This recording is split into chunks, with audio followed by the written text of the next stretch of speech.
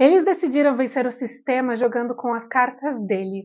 Para Steve Wozniak e Steve Jobs, os cofundadores da Apple Computer, o campo de batalhas era o mundo dos negócios, e a arma escolhida foi o computador pessoal. A revolução do computador pessoal estava criando forma quando Wozniak construiu o Apple I. Logo que começou a atrair a atenção, a tecnologia foi vista a princípio como uma ferramenta para trabalho. Naquela época, os computadores eram vistos como complexos demais, e o preço estava fora do alcance do consumidor médio. Até que então Wozniak, um homem que não era motivado pelo dinheiro, vislumbrou um propósito mais nobre para a tecnologia. Ele considerava o computador pessoal um caminho para um homem comum assumir o papel de uma corporação.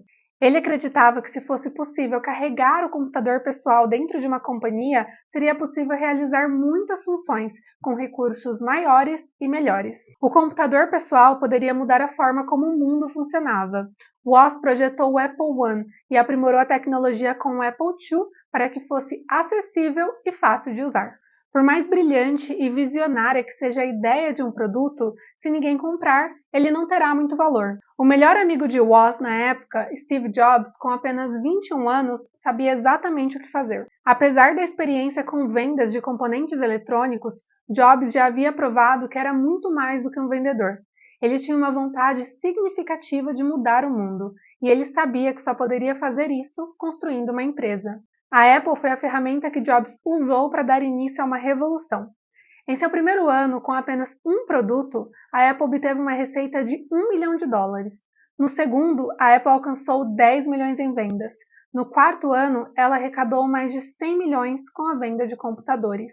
E no sexto ano, ela já era uma companhia avaliada em $1 bilhão e com mais de 3 mil funcionários. O que tornou a Apple especial não foi o seu crescimento meteórico e nem a capacidade de seus cofundadores pensarem diferente sobre computadores pessoais. O que fez a Apple especial foi eles terem sido capazes de repetir o padrão. Ao contrário de qualquer um de seus concorrentes, a Apple se tornou bem-sucedida porque levou em consideração, além da indústria do computador, a indústria da música, dos smartphones e do entretenimento.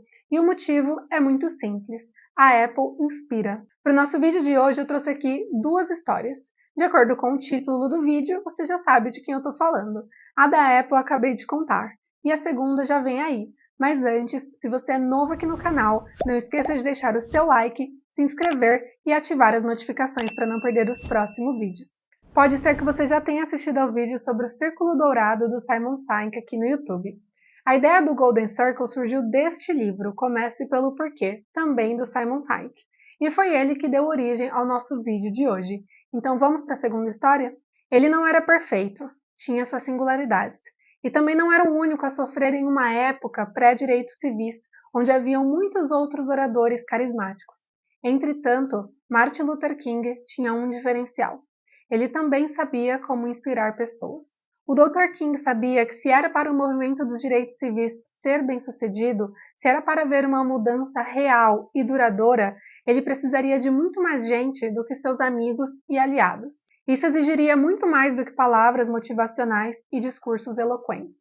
Exigiria pessoas, dezenas de milhares de cidadãos comuns, juntos por uma única causa: mudar um país. Às 11 horas da manhã, de 28 de agosto de 1963, eles enviaram uma mensagem a Washington de que já estava na hora dos Estados Unidos seguir um novo caminho. Os organizadores do movimento pelos direitos civis não enviaram milhares de convites, e não havia também um site na internet onde eles pudessem confirmar a data, mas as pessoas apareceram e continuaram a chegar. Então, 250 mil pessoas se dirigiram à capital do país a tempo de ouvir as palavras que foram imortalizadas pela história, proferidas pelo homem que lideraria um movimento nos Estados Unidos que o mudaria para sempre. Com apenas 4 palavras, ele fez isso. I have a dream. Eu tenho um sonho.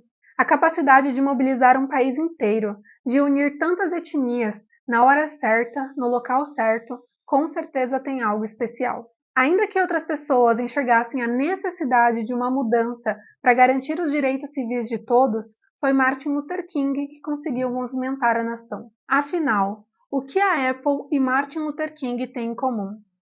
Bom, Existem líderes e existem aqueles que lideram. Com apenas 6% de participação nos Estados Unidos e 3% no mundo todo, a Apple não é a maior fabricante de computadores pessoais. No entanto, ela lidera a indústria de computadores e agora também outros setores. Assim como as experiências de Martin Luther King não foram exclusivas, mas foi ele o responsável por fazer uma nação mudar.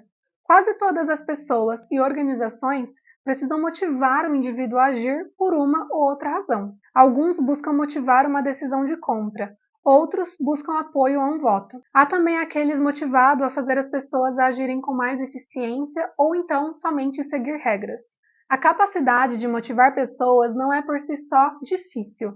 Em geral, ela está ligada a um fator externo. Incentivos atraentes ou ameaças de punição acabam levando ao comportamento desejado. Os grandes líderes, por outro lado, têm a capacidade de inspirar as pessoas a agir. Eles oferecem um sentimento de propósito e pertencimento, que não tem nada a ver com um incentivo externo ou algum outro benefício que se possa obter.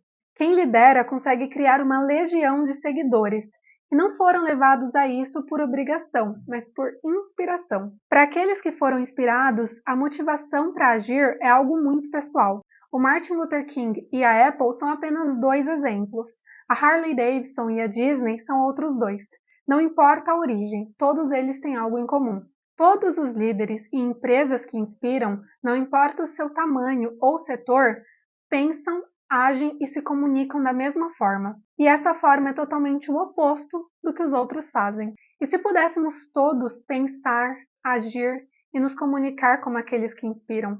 Simon Sinek imagina um mundo no qual a capacidade de inspirar não seja praticada por alguns poucos, mas sim pela maioria. Estudos demonstram que mais de 80% das pessoas não estão nos empregos dos seus sonhos. Se a gente pudesse mudar isso, se essas pessoas tivessem a capacidade de criar organizações que inspiram, o resultado seria o oposto. 80% da população trabalhando e amando aquilo que faz. Quem acorda feliz para ir ao trabalho é um profissional mais produtivo e criativo. Essas pessoas voltam para casa mais felizes e têm famílias mais felizes. Tratam melhor colegas, clientes e consumidores. Funcionários inspirados contribuem para uma companhia mais forte e muito mais lucrativa. E você? Como anda a sua motivação? Eu espero que esse vídeo seja mais do que uma simples reflexão, que ele seja um empurrão, um pontapé que traga um belo significado para a sua vida. E se você gosta de mais conteúdos assim, não esqueça de deixar o seu like no vídeo, se inscrever e ativar as notificações para receber os próximos conteúdos. Até a próxima e tchau!